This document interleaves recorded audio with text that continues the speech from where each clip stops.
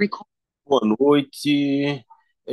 Estamos aqui dando mais início a mais uma aula do curso Potato. Hoje nós vamos estar fazendo mais uma provinha aqui de Física 3, certo? Física 3A, eletrostática, tá? A parte da Física 3 mais tranquila, por assim dizer, porém não se deve se descuidar porque tem questões que realmente acabam por serem bem complexas. O que não é o caso exatamente da prova que a gente vai fazer, são questões bem interessantes. A gente vai começar aqui resolvendo essa prova de 2023, tá? Na qual essa primeira questão é uma questão razoável. A gente vai aqui agora ler o seu enunciado e começar, tá? Então vamos lá.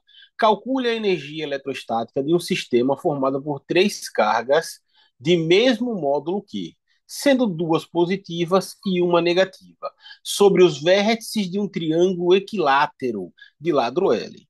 O que ele está dizendo aqui é o seguinte, ó. É, a gente pode determinar um triângulo equilátero. Suponha que esse triângulo seja equilátero, tá? E aqui a gente vai ter, ó, três cargas de mesmo módulo que, certo? Nas quais duas vão ser positivas e uma delas vão ser negativas. Como a gente está tratando aqui do potencial, não há objeção à ordem que a gente vai escolher isso daqui, tá? Então, eu escolhi essa distribuição aleatória, mas valeria para qualquer uma. Eu posso chegar aqui e simplesmente dizer, olha só, essa aqui vai ser a minha carga Q1, essa aqui vai ser a minha carga Q2 e essa aqui é a minha carga Q3, tá? Com os seguintes detalhes. Q1 vai ser igual a uma carga. Ele fala que são duas cargas positivas e uma negativa. Então, Q1 vai ser igual a mais Q, Q2 vai ser igual a mais Q e Q3 é igual a menos Q. E tá aqui a nossa distribuiçãozinha de cargas, tá? Obviamente, essas cargas são putiformes, de maneiras que elas geram um campo elétrico entre elas. Se fosse pedido para que a gente fizesse a distribuição desse campo elétrico, não está sendo, entendeu? A gente poderia fazer algo assim, certo? Porque a gente sabe que quando a carga é positiva, o campo é de afastamento, certo? Esse campo é de afastamento. E quando a carga é negativa, o campo é de aproximação. Então, esses campos eles acabariam convergindo para a carga Q3 aí, ó. Se fosse solicitado numa questão, por exemplo, para que fizesse esse desenho, não está sendo, eu só estou colocando aqui de maneira que a gente possa ver. Coloquei numa cozinha cinza aqui para que não possa atrapalhar. Não, não está funcionando não, viu? Eu não lhe ouço. Se for o caso, certo. Mas assim, dando continuidade ao que a gente estava fazendo aqui, é o seguinte. Então, ele quer simplesmente aqui a energia eletrostática, tá? Então, a gente sabe o quê? Quando a gente vai calcular a energia eletrostática, U, ela é igual a 1/4π é zero de quem? De Q1, Q2 sobre a distância entre eles. Literalmente aqui, a gente tratando a energia potencial entre um e 2, tá? É claro que isso aí é o caso mais simples, né, que são para duas partículas, dois campos pontiformes. E se a gente tivesse mais do que isso? Se eu tiver mais campos, que nem a questão pede, a gente vai ter uma definição diferente. Então, o U, ele vai ser o somatório de I, certo? E aqui vale o seguinte, ó, I é menor do que J certo? E por que que I é menor do que J? Para que não seja entre cargas iguais, ou seja, uma partícula não gera energia sobre si mesma, ou um campo não gera um campo sobre si, ou uma partícula não é um campo sobre si mesma. É essa que está por trás da ideia. Com isso daqui, a gente vai sempre ter dois índices diferentes, tá? Então, isso aqui vai ser, ó, o somatório de 1/4π é zero, certo? De quem? De QI, QJ sobre RIJ, onde R de IJ é a distância entre as duas partículas, consequentemente. E aqui a gente está falando de poucas cargas putiformes, de maneira que a gente possa fazer esse somatório. Obviamente, se fosse contínuo essa distribuição, o nosso somatório vira uma integral, como outras questões que a gente já acabou vendo, tá? Mas essa daqui simplesmente é suficiente. Aqui vale notar, né, obviamente, né, que se como é energia, certo? U é um escalar, tá? U é um escalar. De maneira que a gente pode fazer o seguinte, olha só, eu vou escrever aqui, ó, para as três cargas o seguinte, ó, U vai ser igual, já que é o somatório, então eu vou escrever, ó, 1/4π é zero, aí vai ser entre Q1 e Q2 sobre R de 1, 2. Olha só, o índice de I aqui, novamente, só para a gente ver o que a gente tinha falado ali, ó. Esse aqui é o índice de I, esse daqui é o índice de J. Sempre I menor do que J, só para tocar nesse ponto aqui e corroborar ali a ideia da formulação do nosso somatório. Então, como I é menor do que J, tá? É, isso daqui ó, vai ser igual a quem?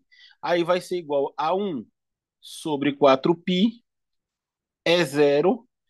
Aí vai ser, ó, Q1, certo? Qual é a outra partícula? Vai ser o quê? Q3. E aqui, ó, R sobre 13. 1 e 3.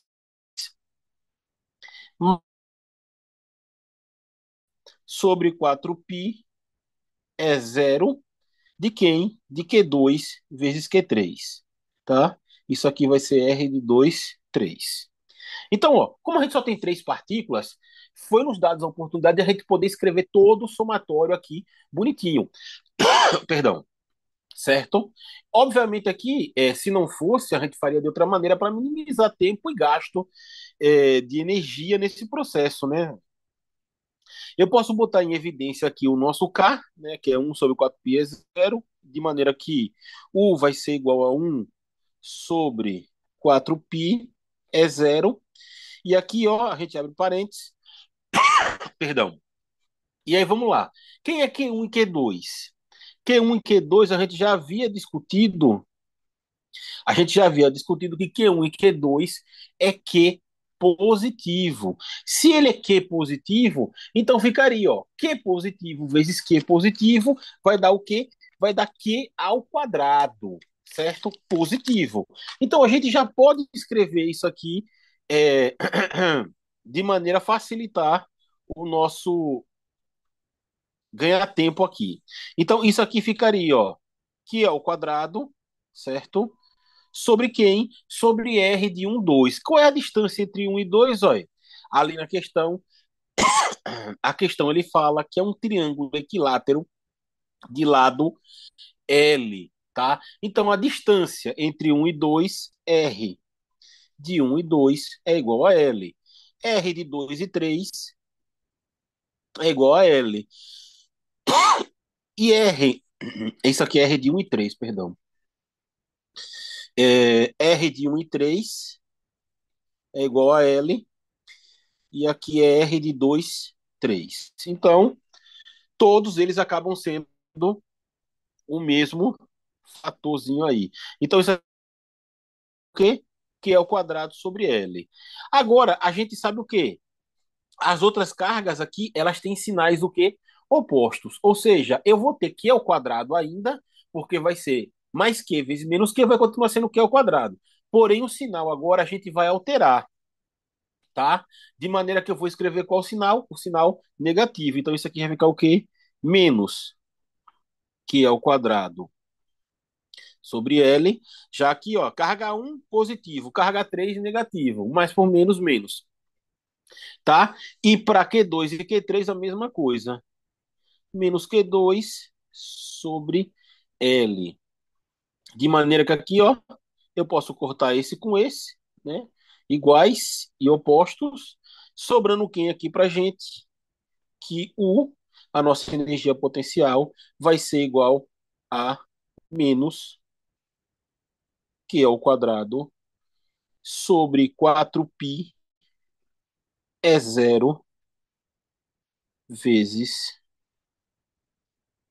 L, tá? Então tá aqui a nossa energia potencial eletrostática para esse conjunto de cargas, ok?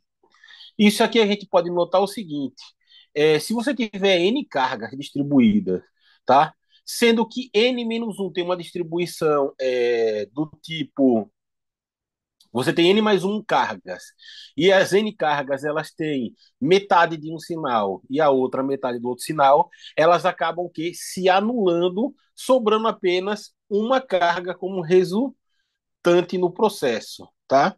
É só para a gente ter uma ideia desse aspecto aqui. Não importava se eu tivesse, por exemplo, 20 cargas, 21 cargas, sendo que 10 eram negativas, 10 eram positivas e uma outra era negativa ou positiva, a energia potencial seria referente só a essa carga líquida que sobrou aqui, tá? Então, essa aqui é a nossa resposta. Obviamente, essa questão ela é a mais fácil da, da prova em si, tá? E ela acaba aqui. Então, aqui era dois pontinhos fáceis. Eu botei três folhas, mas não tinha nem necessidade. Essa questão daqui é uma questão bem interessante, certo? Ela não é difícil, mas ela exige um certo cuidado. Por quê? Porque normalmente quando a gente está fazendo o. Tem alguma pergunta sobre a questão anterior, Sandra?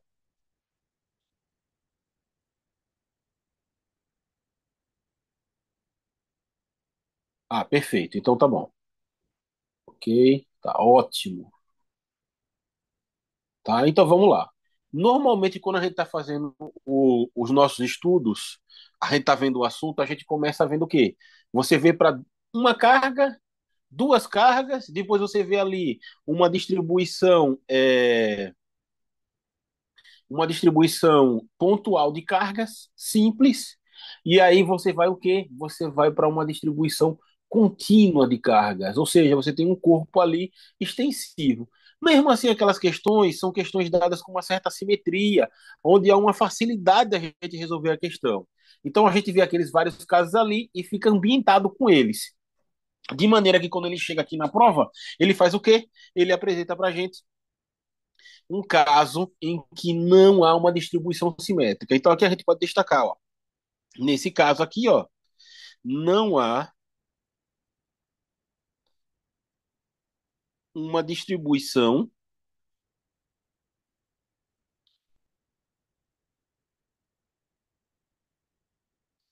simétrica. Não há uma distribuição simétrica, mas ela está totalmente contida no volume. Então, por que que eu estou falando isso? Apesar da distribuição não ser simétrica, se a gente for ver aqui, ó, tem casos, ele pede, por exemplo, no item letra C, que ali ele apareceu B duas vezes, ele pede para você determinar o campo elétrico numa distribuição arbitrária em que R é maior do que R, tá? Então, nesse caso daí, a gente sabe o quê? Se R é maior do que R, ele vai estar o quê? Ele vai estar distante daquele ponto, de maneira que o quê? De maneira a gente vai ter uma distribuição ali que vai ser uma carga putiforme. Então, perdão, mesmo é, essa carga daí, é, ela vai ter como um comportamento de uma carga pontual para grandes distâncias, certo? Então, é assim, ó, para uma QR, eu vou colocar aqui aproximadamente muito maior do que R, tá? Porque se for muito maior do que R, no caso, acaba que essa distribuição daí fica pontual, mas o campo vai a zero, né? Não interessa isso, né? Mas um pouco maior do que R, dizemos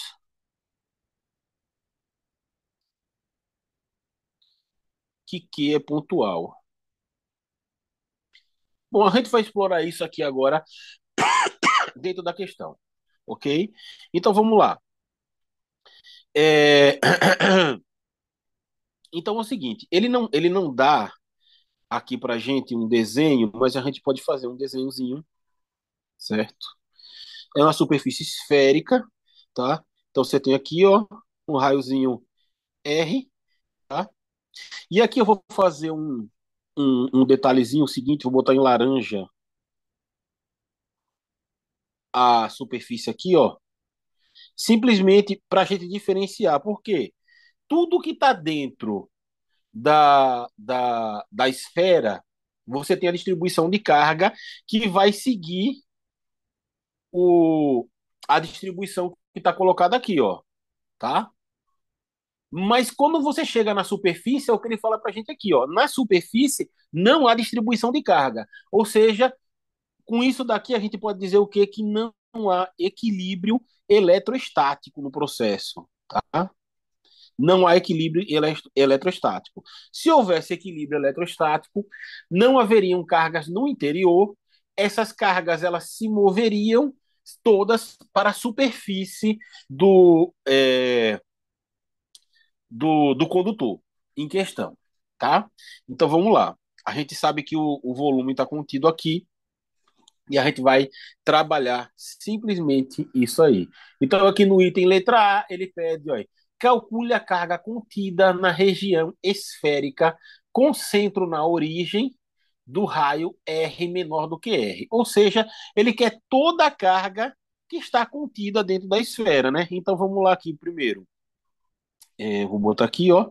Ele diz que a distribuição de ρ de R, ρ é a distribuição volumétrica, ela vai ser tal que ρ vai ter a seguinte característica.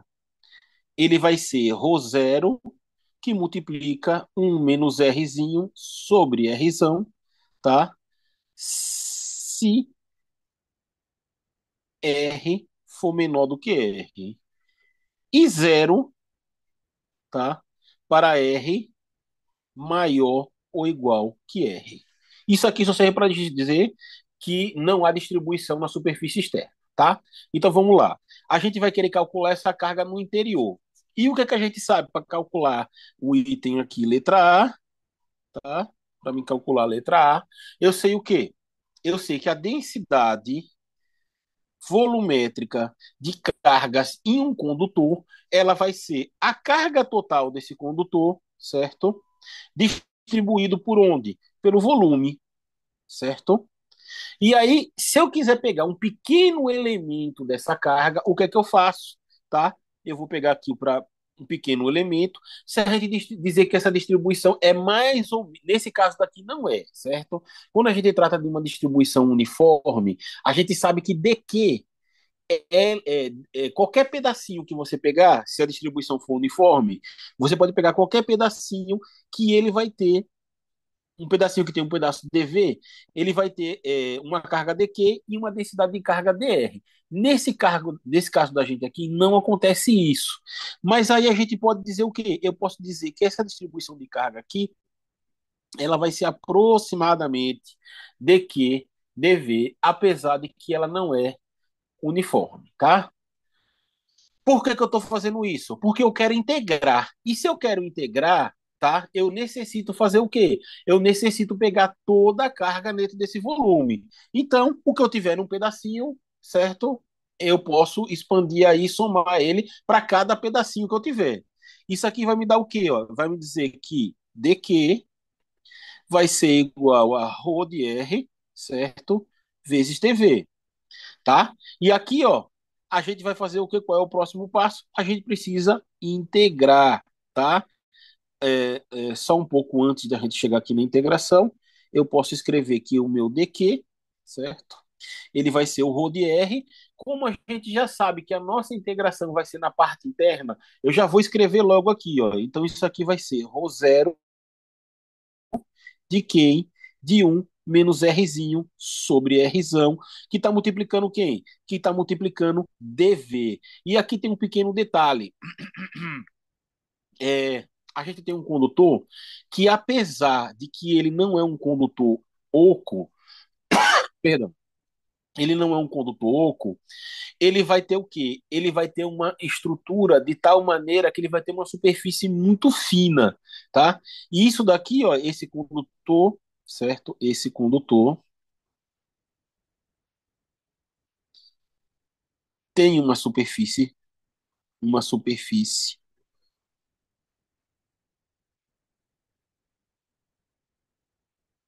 muito fina,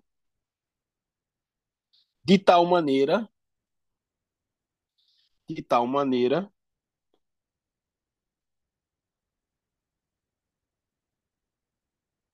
que podemos aproximar, ó, eu posso escrever dV, que é o volume, como sendo o quê? Eu posso escrever o volume como sendo, ó, a área, certo? A área vezes o quê? Vezes a espessura. Então eu vou escrever aqui, peraí. Isso aqui, ó, dV, ele vai ser aproximadamente a área da superfície, certo? A área da superfície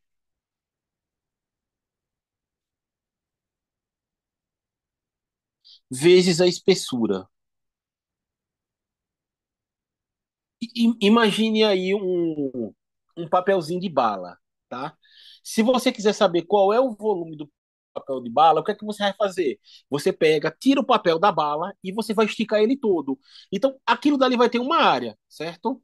Aquela área dali, ó, vai ser um quadradozinho, certo? Você mede aquilo dali e a espessura é uma espessura muito, muito, muito fina. É isso basicamente que a gente está fazendo. De maneira que a gente está escrevendo o volume dessa esfera daqui como sendo o seguinte, aí, dV vai ser igual a quem? Vai ser igual à área da superfície. A área dessa superfície vai ser 4π r ao quadrado vezes quem? Vezes a espessura dele, que vai ser o quê? O elementozinho aqui bem curtinho, dr, tá? Então, essa aqui é a área da nossa superfície. Isso daqui é uma aproximação válida que a gente vai usar ela bastante para vários tipos de aproximação para resolver esses tipos de problema. E agora eu posso substituir isso daqui nessa equaçãozinha daqui que a gente estava fazendo, ó, de maneira que dq vai ser igual a ρ0, certo? De um menos r sobre r ao quadrado. E no lugar de dv, a gente vai ter que 4π r ao quadrado. Agora eu vou botar aqui, ó, r' ao quadrado. Eu vou botar r' aqui, tá? D R'. E eu estou adotando esse R' aqui simplesmente pelo fato de quê? De que a gente vai integrar e vai obter R, só para ficar esteticamente mais coerente, matematicamente mais coerente, tá? Com um detalhezinho aqui, onde ρ0 é a densidade volumétrica,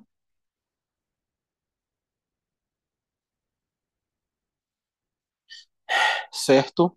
E vale coulombs por metro cúbico.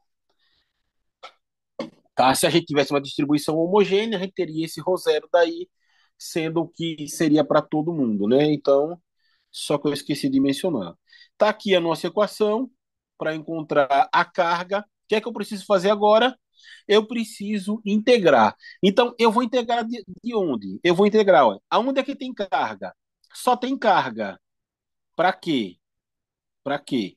Só tem carga da onde? De zero até o infinito, ó. Vamos voltar aqui rapidamente, certo? A minha carga, a minha distribuição de carga está toda onde? Está aqui, ó. Ela vai de zero, que é a origem, até quase chegar no Rzão. Então aqui, ó, deixa eu tentar fazer esse desenho para ficar coerente. A carga vai estar toda contida aqui, ó, tá? Então, eu vou integrar aqui para obter a carga, ó. A carga vai estar toda contida onde? Entre zero, certo? Zero e R, né? Nesse caso daqui, ó, vai ser o quê? Até aqui, para obter toda a carga. E qual vai ser a distribuição que essa carga vai estar submetida? Em que ponto? Em que raio? Aí isso daqui, ó, para ter isso, a gente vai ter que o nosso R, ele vai variar entre zero, certo? Vai variar entre zero e um R aleatório, tá? Um R aleatório, desde que esse R aqui, ó, vou botar R' aqui, desde que esse R seja menor do que Rzão, tá? Ou seja, vai ser suficientemente próximo ali da superfície, sem tocar na superfície, já que não há carga na superfície, tá? Então, como é que fica para a gente aqui, ó? Simplesmente eu vou integrar aqui, tá? Eu vou integrar, vai ser integral de zero até Q de dq', tá? Vou botar como dq' aqui. E isso daqui vai ser igual. Vamos lá, isso aqui, vamos, que a gente pode botar para fora. Eu posso colocar 4π ρ zero é constante, tá? A gente pode multiplicar agora. Eu vou aqui abrir o parênteses, ó. Fica quem? Vai ficar integral, integral de quem?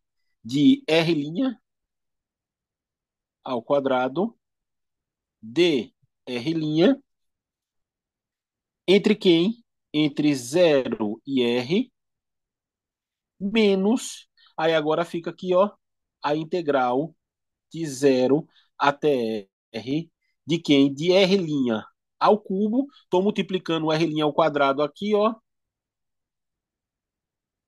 com esse daqui, certo?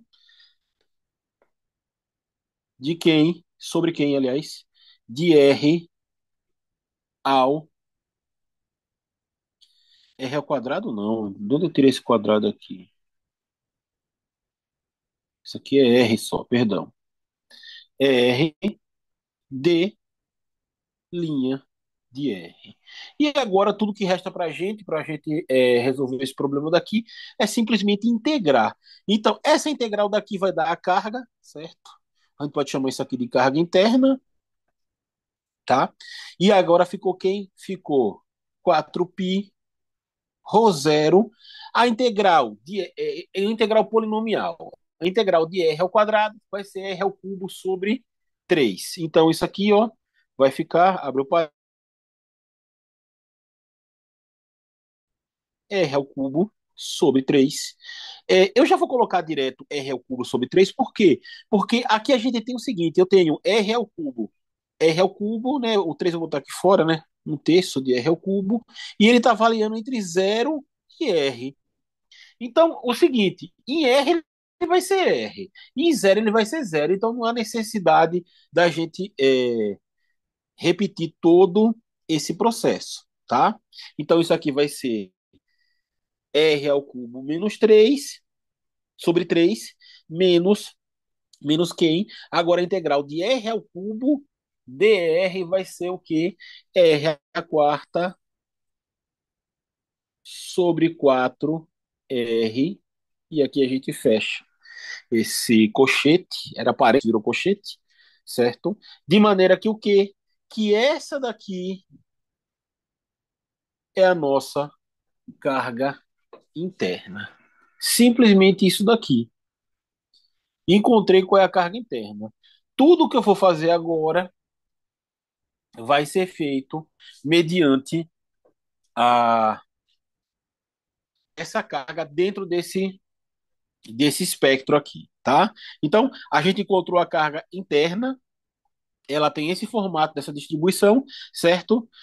O sinal dela é positivo, certo? Por que positivo? Porque ρ0 ele é maior do que zero, tá?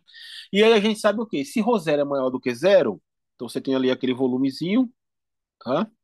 De maneira que a gente sabe que o campo elétrico, certo? Proveniente dessa carga vai ser o campo de afastamento, ou seja, ele vai estar saindo do condutor, da esfera, tá? Ele vai estar isso, e a direção dele aqui vai ser sempre o quê? Radial, ou seja, vai ser perpendicular à superfície dela, tá?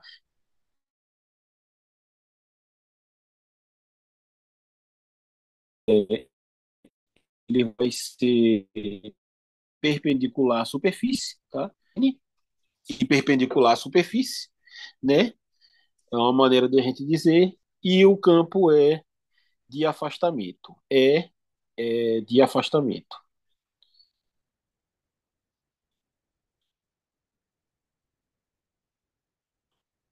tá? Só para constar. Agora vamos lá, o item letra B. No item letra B, falta 4 minutos, vamos ver se dá para fazer esses 4 minutos. Ele pede o que no item letra B para gente?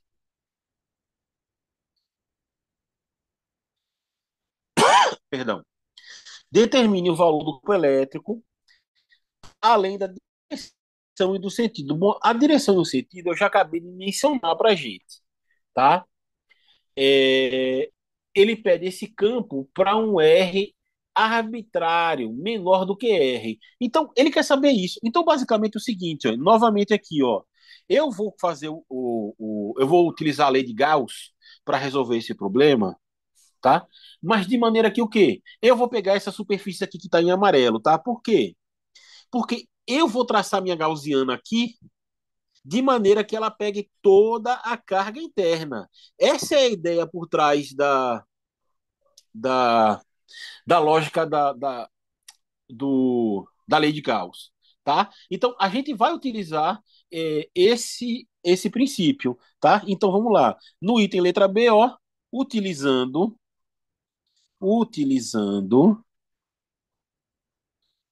a lei de Gauss,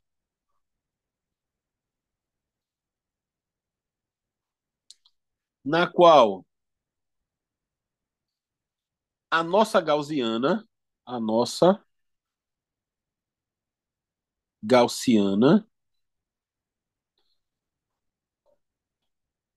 comportou toda a carga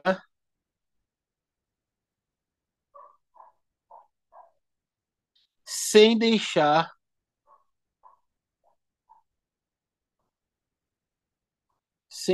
o volume, ou seja, para R menor do que R, tá? De maneira que a gente tem o seguinte, ó, o que é que fala a lei de Gauss lá para gente? A lei de Gauss fala, ó, que o fluxo, certo? Ele vai ser quem? Ele vai ser igual à integral do vetor campo elétrico, certo? Vezes quem? Vezes a área. Note que aqui agora eu coloquei o campo elétrico como sendo uma pequena variação dele, tá? Porque essa área, ela vai ser uma área, a área da superfície, ela vai ser uma área constante para a gente, tá? E esse campo elétrico, a gente vai tratar ele como sendo também ali, ele não é constante, né, dentro dessa parte interna, mas a gente pode calcular ele de uma maneira mais simples, tá? Isso daqui, ele vai ser igual a quem? Ele tem que ser igual a carga que está contida nele, a carga interna, sobre quem? Sobre ε0.